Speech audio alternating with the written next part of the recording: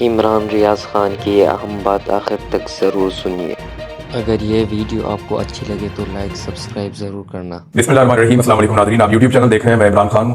आज अरशद शरीफ शहीद को 2 साल हो गए हमसे बिछड़े हुए, और बहुत सारे सवालात ऐसे हैं जिनके जवाब पाकिस्तानी कौम के पास हैं, लेकिन पाकिस्तानी तहकीकाती इदारे या पाकिस्तानी अदालतें उन मामलात में दिलचस्पी नहीं ले रही और हमें इंसाफ नहीं दे रही। उनकी फैमिली दरबदर है इंसाफ के लिए। हम बार बार तकादा करते हैं, बार बार बात करते हैं। 2 साल गुजर गए, इस केस के अंदर इंसाफ नहीं हो सका। यानी पाकिस्तान में जिस भी कत्ल का मामला जो है वो ताकतवर हल्कों की तरफ जाता है, उस कत्ल का बनता ही कुछ नहीं है। चाहे वो बेनजीर भुट्टो का कत्ल हो, चाहे वो कत्ल हो लियाकत अली खान का, कुछ लोग कहते हैं कायदे आजम का भी कत्ल हुआ था, और बहुत सारे कत्ल हैं पाकिस्तान की तारीखों में। अब आप इमरान खान साहब पे गोलियां चलने का मामला ले लें, कातिलाना हमला था, वो भी मंतकी अंजाम तक नहीं पहुंच रहा। इमरान खान साहब की FIR भी नहीं हुई, और शहीद अरशद शरीफ के मामले में भी बात वहीं खड़ी है। ये मामला अकेले अरशद शरीफ का नहीं है, देखिए उनका पूरा खानदान सफर कर रहा है, और जितने पाकिस्तान में सहाफी हैं ये उनके ऊपर एक तरह का अटैक है, जो भी इंडिपेंडेंटली बात करना चाहता है। अब कुछ सवालात ऐसे हैं जिनके जवाब हम लोगों के पास तो हैं, लेकिन रियासत वो सवाल ही नहीं सुनना चाहती। मिसाल के तौर पे अरशद शरीफ पर मुकदमा किसने करवाए? सेम टाइम में हो रहे थे ना, सारे सहाफियों पे हो रहे थे, सारे तो नहीं, हम 4-5 सहाफियों पे हो रहे थे। पाकिस्तान में किसने अरशद शरीफ का जीना हराम कर रखा था? शहीद अरशद शरीफ का पीछा क्यों करवाया जा रहा था और कौन लोग करवा रहे थे? अरशद शरीफ को धमकियां कौन लगा रहा था, जिनके बारे में उन्होंने आगाह भी किया? मौकिफ तब्दील करने पर कौन दबाव डाल रहा था कि अरशद शरीफ साहब अपना मौकिफ आप बदल लीजिए? फिर किसकी वजह से शहीद अरशद शरीफ को किन हालात में पाकिस्तान छोड़कर पाकिस्तान से बाहर जाना पड़ा? फिर UAE में किसने उनका जीना आराम कर दिया और उनको वहां से निकलने पर मजबूर किया और वहां से तंग करके निकलवाया? ये वो सवालात हैं जिनके जवाब अगर मिल जाएं तो आइंदा सहाफियों के लिए मुश्किलात नहीं होगी। लेकिन आप देखें कि सिस्टम ने कितनी दीदा दलेरी से डील किया है। अरशद शरीफ की शहादत के मुहर्रिकात को हम ढूंढ रहे थे, लेकिन आज तक पता नहीं चला कि इंसाफ कब होगा और कैसे होगा। 2 चीफ जस्टिस बदल गए, उमर ता बंदयाल साहब वो भी चले गए, अभी जो है कादी फायद ईसा साहब वो भी चले गए, एक नए चीफ जस्टिस आने वाले हैं याया अफरीदी, उनकी कंफर्मेशन हो गई है। तो क्या इंसाफ नहीं मिलेगा? तीसरा चीफ जस्टिस भी इंसाफ नहीं दे सकेगा? हमारी चीफ जस्टिस कोई भी बने, मंसूर अली शाह बने, अब तो याया अफरीदी साहब का नाम आ गया है, तो कम से कम इंसाफ तो देना शहीद अरशद शरीफ के मामले में, और इस सिलसिले को आइंदा के लिए रोकें। अब भी जुल्म और जबर हो रहा है। अरशद शरीफ की शहादत के बाद मुझे अगवा किया गया, उसके बाद मेरी बार बार गिरफ्तारियां हुई हैं, कम से कम 6 दफा तो मैं उनकी शहादत के बाद गिरफ्तार हुआ, और यह सिलसिला अभी भी नहीं रुक रहा।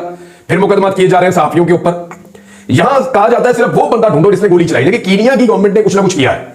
वहां की अदालतों ने इंसाफ दिया, उन्होंने कहा नहीं जी नहीं, ये एक्सीडेंट नहीं था। पाकिस्तानी हुकूमत साबित करने की कोशिश कर रही थी कि कीनिया में एक एक्सीडेंट हुआ और हादसाती तौर पर अरशद शरीफ शहीद हो गए, लेकिन कीनिया की अदालत कह रही है जी एक्सीडेंट नहीं था। पाकिस्तान की गवर्नमेंट कह रही है नहीं नहीं एक्सीडेंट नहीं था। कीनिया कह रहा है नहीं एक्सीडेंट नहीं था, बल्कि ये कत्ल है, सफाक कत्ल है। तो इस कत्ल के पीछे जो दस्तानों में छुपे हुए हाथ है ना, वो तलाश किए बगैर पाकिस्तान में सहाफत महफूज नहीं हो सकती। हमें सबको हमेशा याद रहेगा जैसे मरियम नवाज ने शहीद अरशद शरीफ की लाश का जो है उसको सेलिब्रेट किया था। मरियम नवाज ने जानबूझकर वीडियो लगाई थी, जानबूझकर तस्वीर लगाकर ट्वीट किया था, और वो तकलीफ हमारे साथ रहेगी। आज अरशद शरीफ की वालदा, उनकी अहलिया, उनकी दूसरी अहलिया, वो सब इंसाफ के लिए दरबदर है। जो मोहतरमा जवेरिया साहिबा हैं वो तो बहुत जोर लगाती है, बहुत कोशिश करती है। कीनिया में भी जितना उन्होंने जो वो कर सकती थी उन्होंने वो भी किया, लेकिन इंसाफ नहीं मिल रहा। हत्ता कि उनकी वालदा की दरखास्त के ऊपर अब तक FIR भी नहीं हो सकी। मगर एक बात है कि अरशद शरीफ सिर्फ एक नाम नहीं था किसी इंसान का, वो अब एक मिशन बन गया है। बहुत सारे लोग उसके नक्शे कदम पर चल रहे हैं, तो ये मिशन तो जारी रहेगा, मुजामत जारी रहेगी, और जब तक आजादी इजहार राय नहीं मिल जाती तब तक ये मुजामत चलती रहेगी और अरशद शरीफ की आवाज वो गूंजती रहेगी। एक चीज फाइनल होगी नाज़रीन, और वो सदर पाकिस्तान ने मंजूरी दे दी है याया अफरीदी साहब की नए चीफ जस्टिस के तौर पर, और अब वो बाकायदा 26 तारीख को हलफ उठा लेंगे चीफ जस्टिस ऑफ पाकिस्तान का। याया अफरीदी साहब ने कुछ अभी पता चला है कि जो जरूरी ब्रीफिंग्स हैं और जो जरूरी चीजें हैं वो लेना शुरू कर दी हैं, यानी उन्होंने दिलचस्पी शो कर दी है कि वो चीफ जस्टिस ऑफ पाकिस्तान के तौर पर हलफ उठाएंगे। वैसे भी हुकूमत ने चीफ जस्टिस उसी को बनाना था जिस बारे में हुकूमत को कंफर्मेशन होती है कि इनकी मौजूदगी में हमारे लिए प्रॉब्लम और मसाइल पैदा नहीं होंगे। तो उन्होंने जस्टिस याया अफरीदी साहब को चुना। पहले 2 सीनियर चीफ जस्टिस को छोड़कर याया अफरीदी साहब को उन्होंने चुना, और चुनने के बाद उन्होंने अपना चीफ जस्टिस बनाया।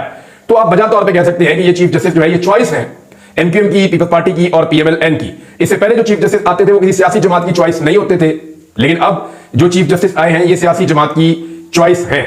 12 चीफ जस्टिस की तकर्री के लिए सदर पाकिस्तान ने मंजूरी दे दी है, और अब 26 तारीख को वो हलफ उठाएंगे। और हामिद खान साहब ने यहां पे एक वार्निंग दी है। एक तो उन्होंने बात की कादी फायद ईसा साहब के हवाले से।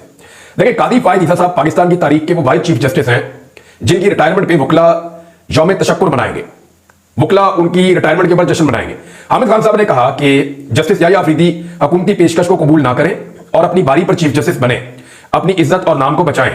फायद ईसा ने जितना नुकसान अदलिया और आइन को पहुंचाया, किसी और ने नहीं पहुंचाया। 25 अक्टूबर को मुल्क भर के वकला फायज ईसा से यौम नजात मनाएंगे।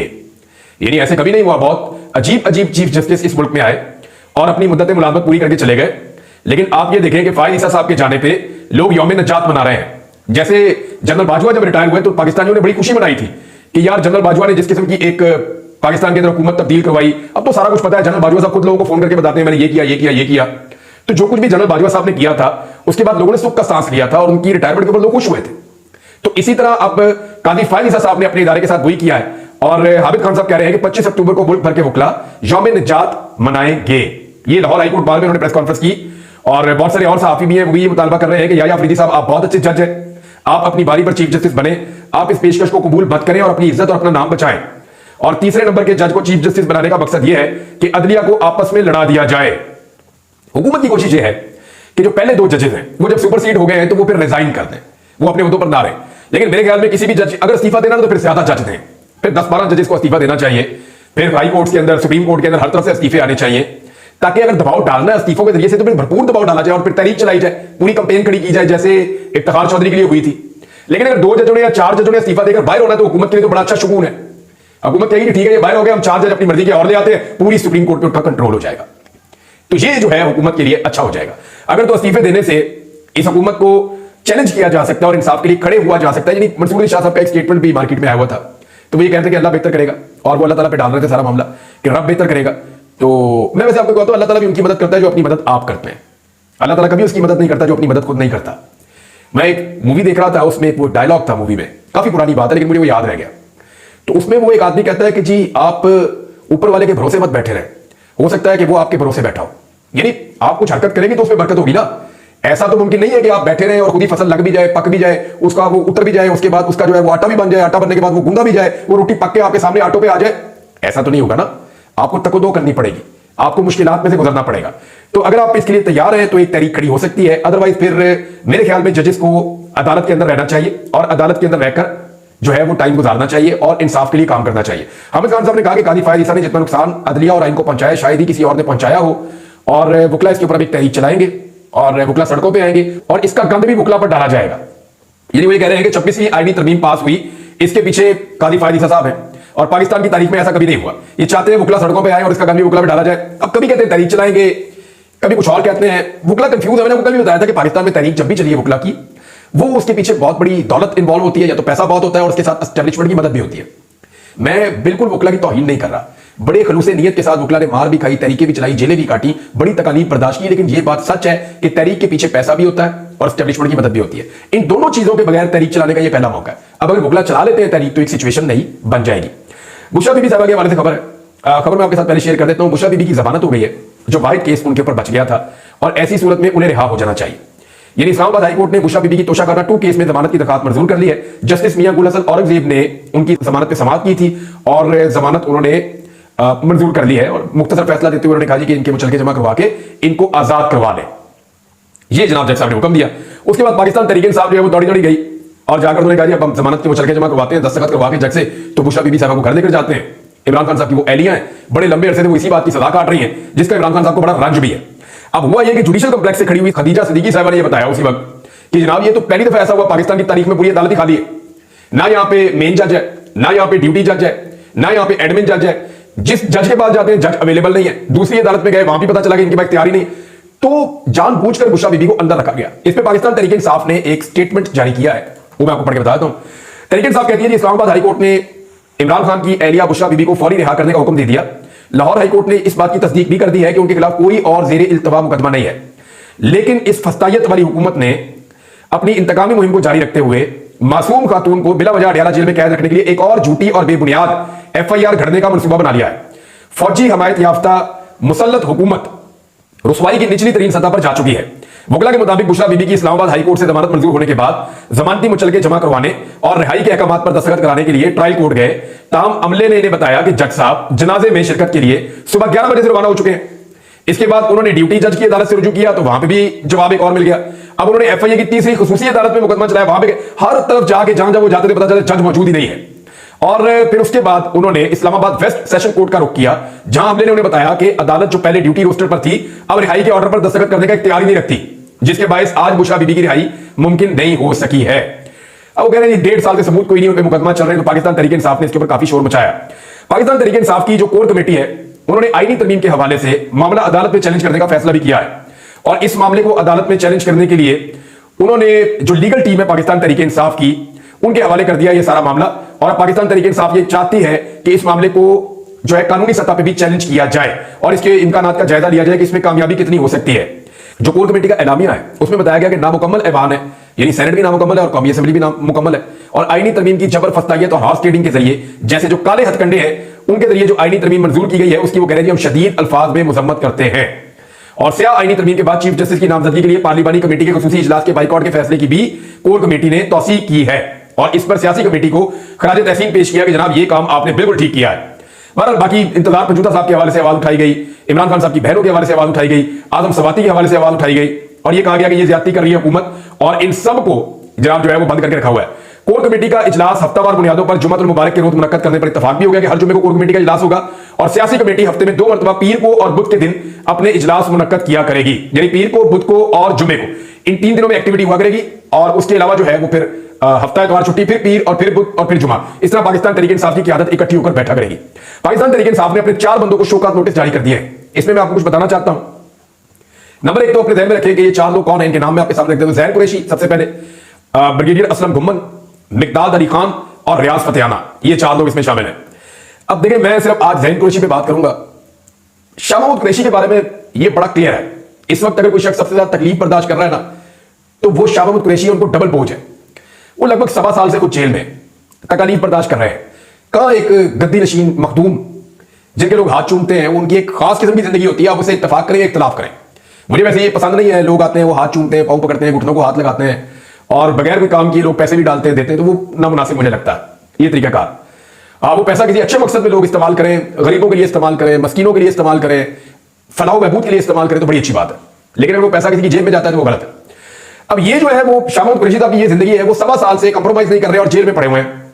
उनका बेटे के ऊपर ये इल्जाम आया है और बहुत सारे लोग कह रहे हैं कि इल्जाम बिल्कुल दुरुस्त है। अभी तो वो तहकीकात होगी तो पता चलेगा ना कि जनाब ज़ैन कुरैशी ने अपना सौदा कर लिया, या वो डर गया, या कंप्रोमाइज कर गया और उसने हुकूमत के साथ सौदेबाजी करके वहां पे आकर बैठ गया, या दबाव में आकर। तो सबसे आप सिर्फ शाह महमूद कुरैशी के बारे में सोचें कि उनके दिल पर क्या गुजर रही होगी। ये बात सच है या झूठ है? अगर तो ये सच है तो उनकी तकलीफ का आप अंदाजा भी नहीं कर सकते कि एक बाप के लिए ये कितनी तकलीफ की बात है कि वो खुद लंबे अरसे से तकलीफ बर्दाश्त कर रहा है और उसका बेटा खड़ा नहीं हो पाया। और अगर ये झूठ है तो भी शाह महमूद कुरैशी साहब के लिए बड़ी तकलीफ चीज है, बड़ी तकलीफ चीज है। मुझे इस सारे एपिसोड में अगर सबसे ज्यादा दुख होता है तो वो शाह महमूद कुरैशी साहब की जात को लेकर होता है कि वो बेचारे इस वक्त कैसी ऑकवर्ड सिचुएशन में फंस गए हैं। चौधरी रियाज, मैंने आपको बहुत पहले बताया था, इसने मेरे पे कहा था कि मेरे पे मुकदमा करेगा तो कर दे भैया मुकदमा।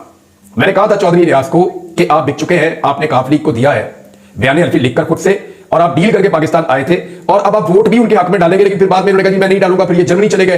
लेकिन जब थोड़ा सा दबाव पड़ा तो ये पाकिस्तान वापस आ गए, आके इन्होंने जिस पार्टी को ज्वाइन किया हुआ था उसी पार्टी के साथ मिलकर इन्होंने वोट डाल दिया आईनी तरमीम के हक में।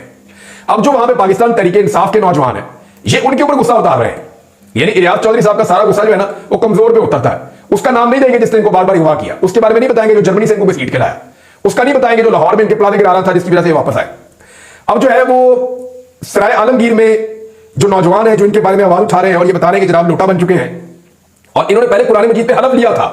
कुरान मजीद पर हलफ लेकर तहरीक इंसाफ से मुनरिफ होने वाले रुकन चौधरी रियाज पर तनकीद करने वाले इंसाफ यूथ विंग के वहां के जो सीनियर नायब सदर हैं जेबी राजपूत और राजा शाहजेब, इनके अहले खाना को चौधरी इलियास की तरफ से संगीन नताइज और कत्ल की धमकियां दी गई है पाकिस्तान तहरीक इंसाफ के बकौल। और यह भी कहा जा रहा है कि उनके घरों पे और जहां पे वो मौजूद हो सकते हैं वहां पे उनके रिश्तेदारों पे छापे मारे जा रहे हैं और इनके चाचा राजा इदरीस को गिरफ्तार करके भी साथ ले गए। तो चौधरी इलियास साहब छोड़े, दफा करें यार, सियासत आपका काम ही नहीं है, आप नहीं खड़े हो सके, इसका गुस्सा इन नौजवानों से क्यों आप ले रहे हैं इसका बदला? अब पाकिस्तान तहरीक इंसाफ ने आपको कभी टिकट नहीं देना तो आपको इस जमात में इज्जत की जरूरत क्या है? पूरे पाकिस्तान में आपके इश्तिहार छप गए, अब इन नौजवानों पे गुस्सा क्यों उतार रहे हैं? खड़े आप नहीं हो पाए, गुस्सा आप इन नौजवानों पे निकाल रहे हैं। कुछ और चीजें आपके साथ शेयर करता हूं लेकिन अगले वीडियो में, तब तक के लिए अपना ख्याल रखिएगा, अपने चैनल का भी। अल्लाह हाफिज।